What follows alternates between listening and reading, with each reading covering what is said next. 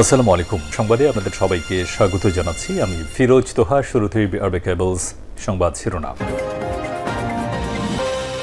বাংলাদেশের সর্বশেষ গুরুত্বপূর্ণ আপডেট সংবাদে আপনাকে স্বাগত। শুরুতে সংবাদ শিরোনাম, পরে বিস্তারিত।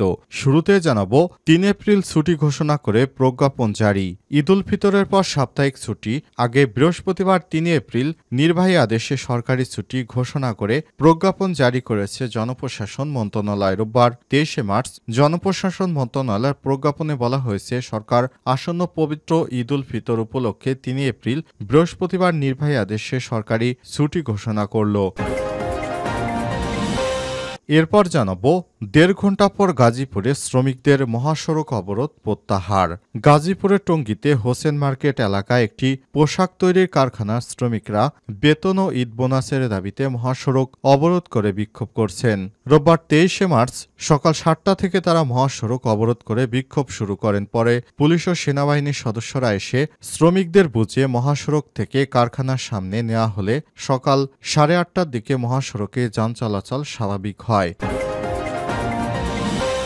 এদিকে সিরাজগঞ্জ জেলা যুবদল সভাপতি মির্জা বাবু মারা গেছেন।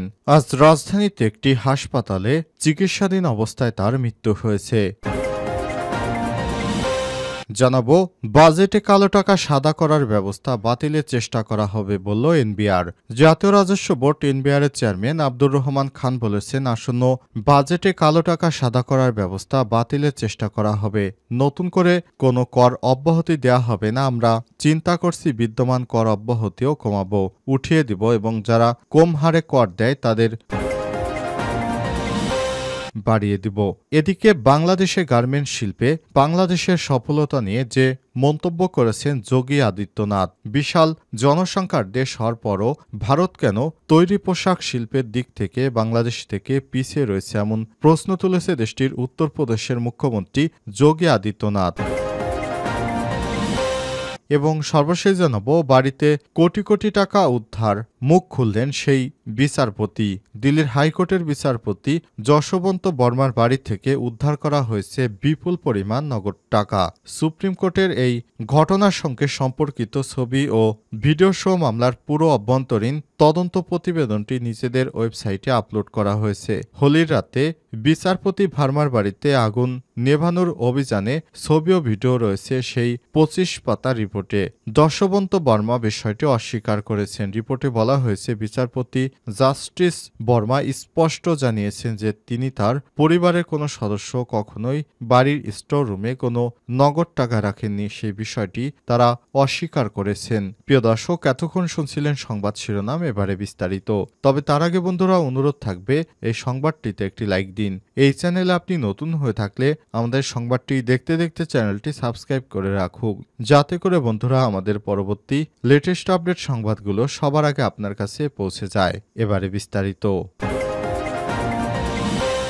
৩ এপ্রিল ছুটি ঘোষণা করে প্রজ্ঞাপন জারি।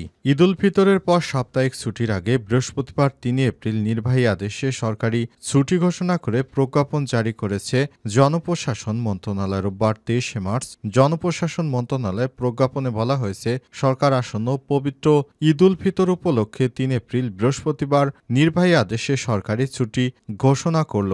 ছুটিকালীন সকল সরকারি, আধা সরকারি, স্বায়ত্তশাসিত, আধা স্বায়ত্তশাসিত এবং বেসরকারি অফিসও বন্ধ থাকবে। জরুরি পরিষেবা যেমন বিদ্যুৎ, পানি, গ্যাস ও অন্যান্য জ্বালানি, ফায়ার সার্ভিস, বন্দরসমূহের কার্যক্রম, পরিচ্ছন্নতা কার্যক্রম, টেলিফোন ও ইন্টারনেট, ডাক সেবা এবং সংশ্লিষ্ট সেবা কাজে নিয়োজিত যানবাহন ও কর্মীগণ এই ছুটির আওতা বহির্ভূত থাকবে। এছাড়াও হাসপাতাল, জরুরি সেবা এবং সেবার সঙ্গে সংশ্লিষ্ট কর্মীগণ এই ছুটির আওতা বহির্ভূত থাকবে। চিকিৎসা সেবায় নিয়োজিত চিকিৎসক ও কর্মীরা, ওষুধ চিকিৎসা সরঞ্জামাদি বহনকারী যানবাহন ও কর্মীগণ এই ছুটির আওতা বহির্ভূত থাকবে। জরুরি কাজে সঙ্গে সম্পৃক্ত অফিসসমূহ এই ছুটির আওতা বহির্ভূত থাকবে। এদিকে ব্যাংকিং কার্যক্রম চালু রাখার বিষয়ে বাংলাদেশ ব্যাংক প্রয়োজনীয় নির্দেশনা প্রদান করবে। সেই সঙ্গে আদালতের কার্যক্রমের বিষয়ে সুপ্রিম কোর্ট প্রয়োজনীয় নির্দেশনা প্রদান করবে। দেড় ঘণ্টা পর গাজীপুর শ্রমিকদের মহাসড়ক অবরোধ প্রত্যাহার।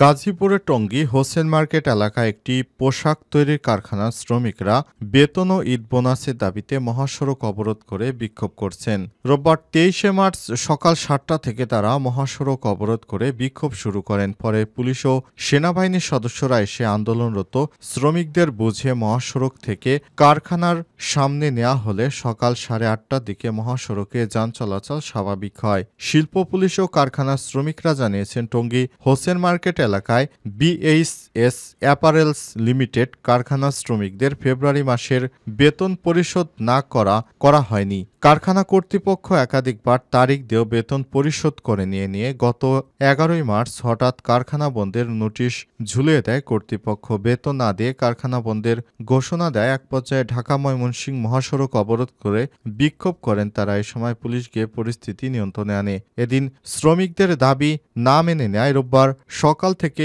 বিএইচএস অ্যাপারেলস লিমিটেড শ্রমিকরা ঢাকা ময়মনসিংহ মহাসড়ক অবরোধ করে বিক্ষোভ শুরু করেন। এতে ওই মহাসড়কের উভয় দিকে যান চলাচল বন্ধ হয়ে দীর্ঘ যানজটের সৃষ্টি হয়। এতে চরম দুর্ভোগে পড়েন মহাসড়কে যান চলাচলকারীরা। খবর পেয়ে পুলিশ ও থানা পুলিশ ঘটনাস্থলে গিয়ে শ্রমিকদের বুঝিয়ে শান্ত করেন। গাজীপুর শিল্প পুলিশ পরিদর্শক মোহাম্মদ ইসমাইল হোসেন বলেছেন, এই কারখানার শ্রমিকরা গত কয়েকদিন আগে মহাসড়ক অবরোধ করে বিক্ষোভ করেন। পরে ২০শে মার্চের মধ্যে বেতন দেওয়ার আশ্বাস দেওয়া হয়েছিল। এর মধ্যে ১৫০০ জন শ্রমিকের মধ্যে ১২৫০ জন শ্রমিকের বেতন দেওয়া হয়। গতকাল শ্রমিকরা কাজ না করায় ঘোষণা দিলে নো ওয়ার্ক নো পে ঘোষণা করে কারখানা বন্ধ করে কর্তৃপক্ষ। এরপর রোববার সকাল ৭টা থেকে শ্রমিক বেতন ও ঈদ বোনাসের দাবিতে বিক্ষোভ শুরু করেন। পরে পুলিশ ও সেনাবাহিনীর সদস্যরা এসে আন্দোলনরত শ্রমিকদের বুঝিয়ে কারখানার সামনে নেওয়া হলে সকাল ৮:৩০টার দিকে মহাসড়কে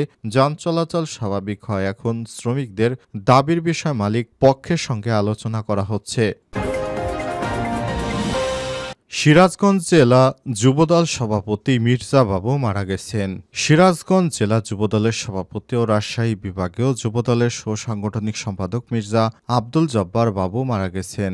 রোববার ২৩ মার্চ ভোরে ঢাকার স্কয়ার হাসপাতালে চিকিৎসাধীন অবস্থায় তার মৃত্যু হয়। মির্জা আব্দুল জব্বার বাবু সিরাজগঞ্জ পৌর শহরের হোসেনপুর মহল্লার বাসিন্দা। তার মৃত্যুর বিষয়ে মির্জা আব্দুল জব্বার বাবুর একাধিক স্বজন ও জেলা বিএনপির একাধিক নেতা দেশ টিভির সাংবাদিকদের কাছে নিশ্চিত করেছে। তারা জানায়, প্রায় ২ মাস আগে মির্জা আব্দুল আজিজ বাবু ভাইরাসজনিত একটি রোগে আক্রান্ত হয়ে প্রথমে Sirajganj north Bengal medical college হাসপাতালে ভর্তি হন। পরে অবস্থার অবনতি হলে তাকে দ্রুত ঢাকার স্কয়ার হাসপাতালে ভর্তি করা হয়। সেখানে বেশ কিছুদিন চিকিৎসা নিয়েছিলেন। এরপর চিকিৎসাধীন অবস্থায় আজ ভোরে তার মৃত্যু হয়েছে।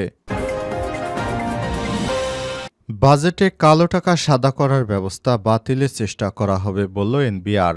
জাতীয় রাজস্ব বোর্ড এনবিআরের চেয়ারম্যান আব্দুর রহমান খান বলেছেন, আসন্ন বাজেটে কালো টাকা সাদা করার ব্যবস্থা বাতিলের চেষ্টা করা হবে। নতুন করে কোনো কর অব্যাহতি দেওয়া হবে না। আমরা চিন্তা করছি বিদ্যমান কর অব্যাহতি কমাবো, উঠিয়ে দেব বা যারা কম হারে কর দেয় তাদের বাড়িয়ে দেব। নতুন কোনো কর অব্যাহতি দেওয়া হবে না। তিনি আরো বলেছেন, কর শনাক্তকরণ নম্বর TIN থাকা সত্ত্বেও যারা আয়কর রিটার্ন দেন না তাদের নোটিশ দেওয়া শুরু হয়েছে। এখন লোকজন হয়তো বলা শুরু করবে যে আমরা তো খুব ঝামেলায় আছি। শনিবার ২২শে মার্চ রাজধানীর পল্টনে ইকোনমিক রিপোর্টার্স ফোরাম ERF মিলনায়তনে আয়োজিত অভ্যন্তরীণ রাজস্ব আহরণ শীর্ষক এক কর্মশালায় এসব কথা বলেছিলেন তিনি।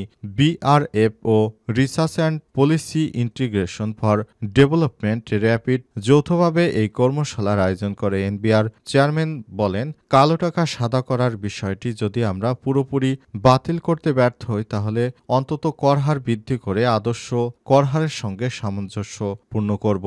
আব্দুর রহমান খান আরও বলেন, এবছর দুবার সয়াবিন তেলের শুল্ক কমানো হয়েছে, দুবার চিনির শুল্ক কমানো হয়েছে। এছাড়াও খেজুর, ডাল, ডিম, চাল, পেঁয়াজ প্রভৃতি পণ্য আমদানি শুল্ক কমিয়েছি, তারও সুফল পাওয়া গেছে। এতে শুল্ক ছাড়ের ফলে আমরা কয়েক হাজার কোটি টাকা রাজস্ব হারিয়েছি, তবে আমরা সেগুলো চিন্তা করিনি, আমরা জনস্বার্থের কথা চিন্তা করেছি।